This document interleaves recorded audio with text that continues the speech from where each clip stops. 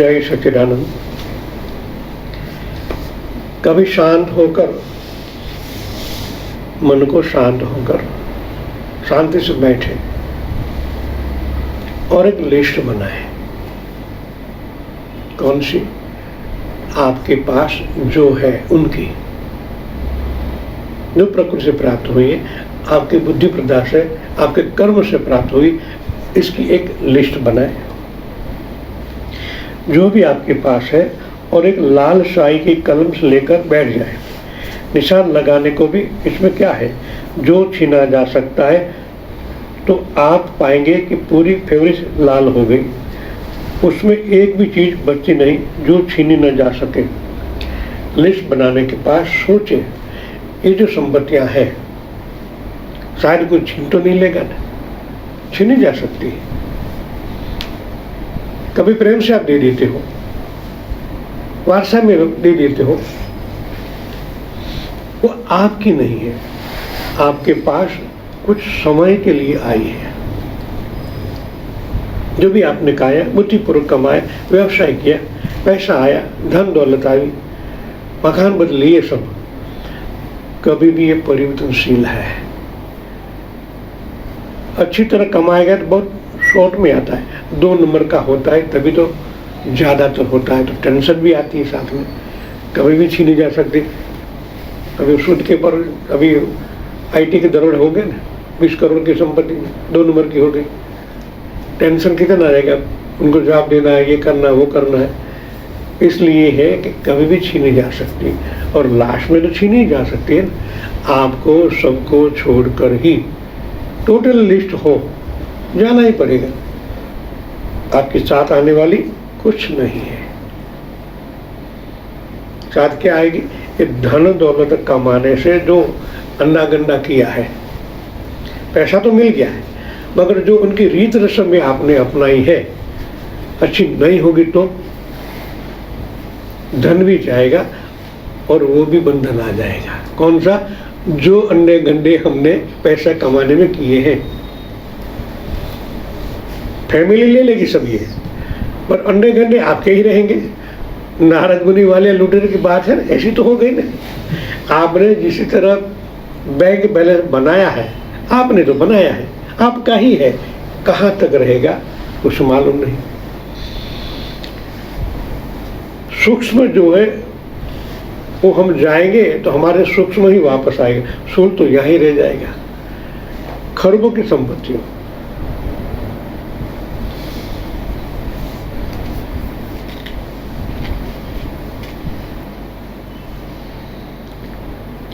आप पाएंगे कि पूरी फेसेट लाल हो गई, उसमें एक भी चीज बची नहीं जो छीनी न जा सके, तो फिर आपके पास आत्मा नहीं है। अगर ऐसी कोई चीज आपके अनुभव में आए कि आपके पास है जिसे कोई छीन न सकेगा, मृत्यु भी नहीं, तो ही समझना कि आपके पास आत्मा तत्व जैसी विरल चीज है, अनुभूति है। शास्त्र में पढ़ लेने से सभी को ये भ्रम हो जाता है कि आत्मा तो है ही। आत्मसात के कितने ही पुस्तक है, अब पढ़ ले तो एक तसल्ली हो जाती, हाँ आत्मा जैसा कुछ तो है। लेकिन जिसका आपको पता ही नहीं है, उसके होने से, न होने से, होने से क्या है प्रयोजन? और जिसका आपको कोई अनुभव ही नहीं है, वह हो भी तो उनका परिणाम क्या है? वो ऐसा हीरा है जो कहाँ आपके घर में गड़ा है, आपको पता नहीं है। वह हो या न हो, उसकी बाजार में क्या कीमत? और आप यह कहें कि मेरे घर में हीरा गड़ा है और मुझे पता नहीं, इसलिए मैं सम्राट हूँ।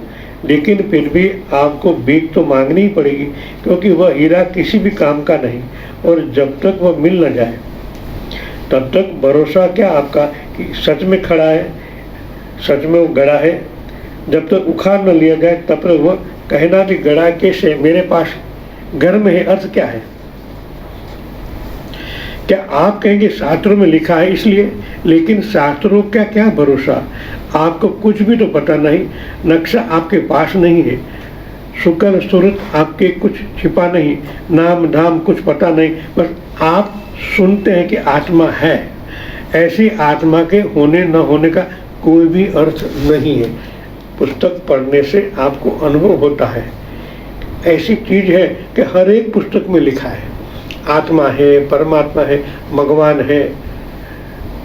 कभी भागवत कथा में सुन लेते हैं, कभी रामायण में सुन लेते हैं, कभी गीता में सुन लेते हैं कि भगवान जैसी चीज है, आपको कोई पता नहीं, उनका कोई नक्शा भी नहीं हम जा पाए, कैसे जा पाए। तो उनका अर्थ भी क्या है? जो भी उनके साथ समय बिताया वैश्य समय तो है, खाली शब्द है, शुक्र ज्ञान है, अनुभवहीन। आज जो हो रहा है संसार में वही तो हो रहा है। हजारों की संख्या में प्रवचन होते और लाखों की भीड़ होती है। मुरारी बापू जैसे को वहां तो लाखों की भीड़ होती है। 7 दिन के बाद आप कपड़े खंखेर के वापस आ जाते हैं। क्या मिला? दूसरी भागवत में जाओ, तीसरी में जाओ, 8 महीने 100 भागवत कथाएं की। जो कथाकार है उनकी भी बात करें तो कोई 100 करता है, कोई 500 कथा हो गई, मगर कथा करने के बाद आपको धन मिला है, भगवान तो मिले ही नहीं। उनका कोई अनुभव ही नहीं है, उनका और अपना प्रभाव भी नहीं है कि ये प्रभाव के द्वारा दूसरों को थोड़ा बहुत काम आए। ऐसा शुक्र ज्ञान प्राप्त करने से कोई लाभ नहीं। अंत में भी जब हम ऊपर वाले के पास जाते हैं तो शुक्र ज्ञान काम नहीं, क्योंकि नक्शा ही नहीं, रास्ता ही नहीं मिला कि हम कहाँ जाए, कैसे जाए। वो ले जाते चले जाते हैं, उनके जो दूत आते ले जाते हैं, या यम लोग जो है स्वर्ग में जाए वो भी पता नहीं, क्या कर्म किया है वो भी पता नहीं, कुछ ही नहीं, 0 बैलेंस है। इसलिए ये महात्मा ऐसा कह रहे हैं, उनसे कोई फायदा नहीं। जो तुम्हारे भीतर है केवल उसकी इच्छा करो, उनको प्राप्त करने का तरीका ढूंढो, कभी न कभी रास्ता मिल जाएगा। कोई तो ऐसा निकलेगा जो आपको सही रास्ता भीतर का बताएगा, और भीतर तो है ही। हम भी जानते हैं धबकार है, कुछ तो है, मन है, मेरा मन तो कुछ और है, मेरी बुद्धि तो कुछ और है। उनको ढूंढने की कोशिश करें तो आज नहीं तो कल रास्ता नक्शा मिल ही जाएगा जब आप पहुंच पाओ।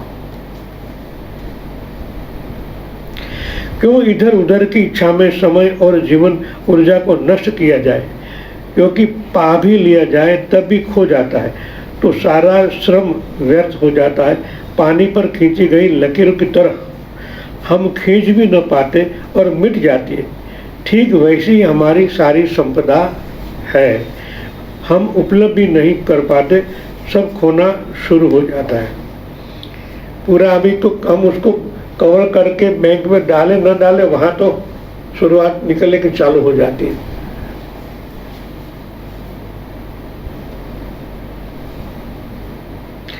इच्छा ही करनी है तो उसकी इच्छा करो जो पानी पर खींची लकीर सिद्ध न हो, और वह संपत्ति तुम्हारे भीतर है। उस संपत्ति को व्यक्ति पैदा ही होता है, लेकर ही पैदा होता है। इस अस्तित्व में कोई भी दरिद्र नहीं है। अस्तित्व सभी सम्राट की तरह पैदा होता है। दरिद्र हम अपने हाथों से होते हैं। दरिद्रता अर्जित है, बड़ी मेहनत से हम दरिद्रता को कमाते हैं।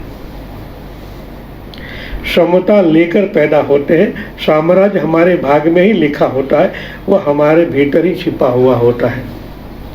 लेकिन जो हमारे भीतर छिपा है उसे भी पाना पड़ता है, क्योंकि उनका विस्मरण है, क्योंकि उनकी हमें कोई याददाश्त नहीं है। जानकर हम अपने मन को ऐसे रास्तों पर ले गए हैं जहां उनकी विस्मृति हो गई है। हमारा ध्यान बाहर चला गया है और भीतर ध्यान को लाने का हमें मार्ग भूल गए हैं। और बाहर जाने का कारण है, किसी पाप के कारण ऐसा नहीं हो गया है कि ध्यान बाहर चला गया है। ध्यान बाहर जाने को प्राकृतिक कारण है, क्योंकि जीवन की सुरक्षा के लिए ध्यान का बाहर जाना भी जरूरी है। अगर बच्चा ध्यान भीतर लिए हुए पैदा हो तो जिंदा न रह सकेगा। बच्चे का ध्यान बाहर जाना जरूरी है, क्योंकि शरीर के लिए, अस्तित्व के लिए, बचाव के लिए, सुरक्षा के लिए तो करना होना जरूरी है।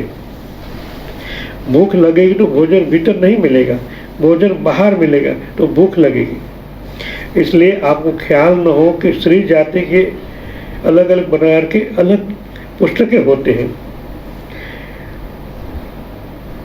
आपको ख्याल हो कि स्त्री जाति के स्तन पुरुषों को बूढ़े भी हो जाए तो भी आकर्षण मालूम होते हैं। वह बचपन की पहली अनुभूति है, वो छूटती नहीं। बच्चे ने पहला जो संबंध बनाया है जगत से, वो स्तन से बनाया है। जीवन की सुरक्षा का पहला आधार स्तन में मिला है। तन ही जगत था बच्चे के लिए, और जो पहला संपर्श है बाहर की दुनिया से और प्रतिकर संपर्श जिससे जीवन बड़ा विकसित हुआ। बच्चा वह स्तन के इसलिए बूढ़ा भी हो जाए, पुरुष तो भी स्त्री के स्तन से लगाव नहीं छूटता। फिल्म हो, चित्र हो, मूर्तियाँ हो, पुरुष स्त्री के स्तन हो बड़े ध्यानपूर्वक निर्मित करता है। तो बच्चे को भूख लगेगी, ध्यान बाहर जाएगा, प्यास लगी तो ध्यान बाहर जाएगा। जरूरत से पूरी बाहर से, आत्मा को जरूरत नहीं है और आत्मा को बाहर मांगना भी नहीं, और भीतर है क्योंकि उसकी कोई जरूरत नहीं, इसलिए उनका स्मरण खो गया है। जिसकी जरूरत है उनका याद बनी रहती है।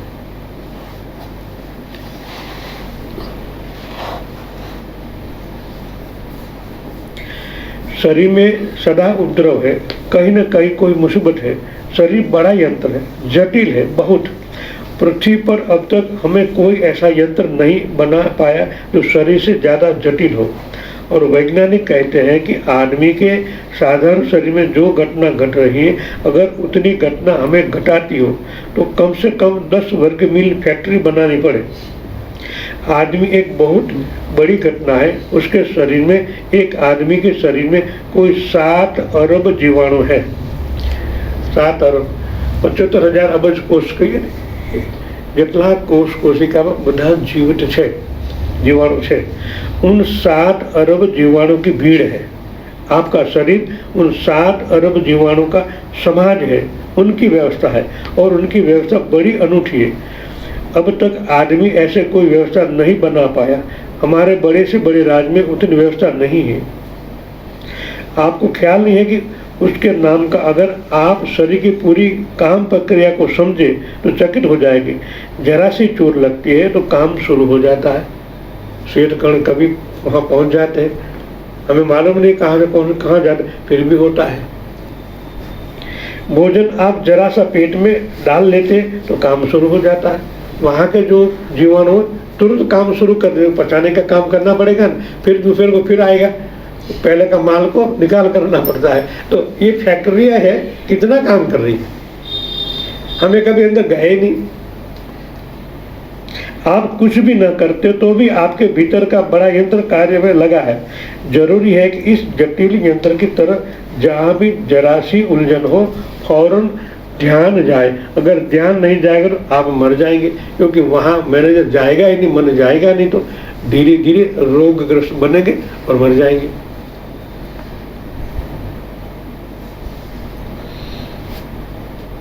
इसलिए हम कहते हैं कि जो परम ध्यान को उपलब्ध हो जाता है उनका फिर जन्म नहीं हो सकता। उनका कारण भी जन्म भी नहीं हो सकता, क्योंकि जो परम ध्यान को उपलब्ध हो जाता है उनकी लीनता भीतर हो जाती है। भीतर लीनता होने से नए शरीर से संबंध भी निर्मित नहीं होता। बाहर का संबंध जहाँ तक है तभी हम जन्म लेते हैं। बाहर का मतलब बाहर के जो संबंध बनते हैं कर्म बनते हैं। वो कर्म भुगतन लेके नया शरीर लेना पड़ता है।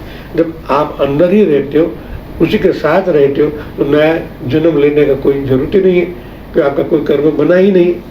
तो इस शरीर छूटने के बाद सीधे परमात्मा को मिलना है। संबंध भी निरस्त हो जाए तो बच्चा जी नहीं सकता। शरीर की जरूरत है, जीवन की जरूरत है कि ध्यान बाहर जाए, और शरीर में इतनी पीड़ाएं हैं, इतनी जटिलता है कि ध्यान की पुकार निरंतर वहाँ बनी रहती है। इसलिए हमें शरीर का तो पता चलता है, इंद्रियों का पता चलता है, संसार का पता चलता है, सिर्फ एक का पता नहीं चलता, वह जो हम है।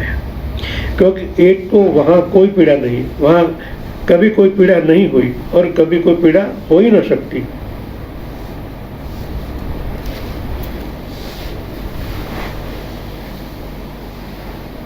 जो तुम्हारे भीतर है केवल उसी की इच्छा करो।